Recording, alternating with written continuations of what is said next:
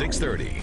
Did APD officers go too far to subdue a man armed with knives in the foothills last weekend? We wanted city officials' take after newly released lapel camera video. James Boyd died in the hospital after that confrontation, and Chief Gordon Eden called the amount of force used justified. Erica Zuko joins us now live from APD with city leaders' take on the video. Erica.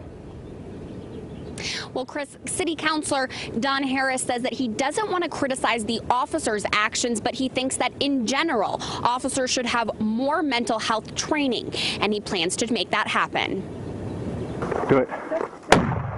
2 taser blasts, 6 rounds of gunfire, a beanbag, and a canine unit. Those were the measures Albuquerque's police chief says officers were justified to use when James Boyd, who police say argued with them for hours, lifted his arms and revealed 2 knives in his hands. If you have somebody who is dangerous, I think you want to make sure you have enough force to contain that person, and that's probably what they thought they were doing. But in retrospect, it might have been a little much. Councilor Don Harris says he doesn't want to criticize the officers involved and that hindsight is always 20/20.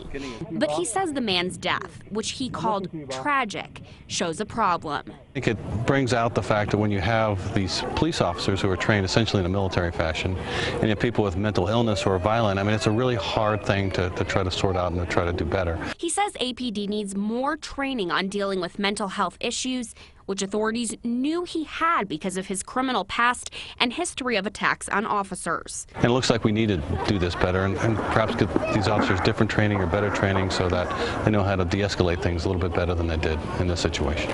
He's not sure whether he'll introduce a resolution through council or work with the mayor's administration to try to get that mental health training. He hopes this shooting will be a catalyst that gets people together to act. This is so fresh, and it really is, in a way, very sad and very shocking. Chief Administrative Officer Rob Perry says that the city can't comment definitively until the investigation is complete. We haven't heard from Mayor Barry directly yet. They say that he's traveling. Live downtown, Erica Zuko, KOB Eyewitness News 4.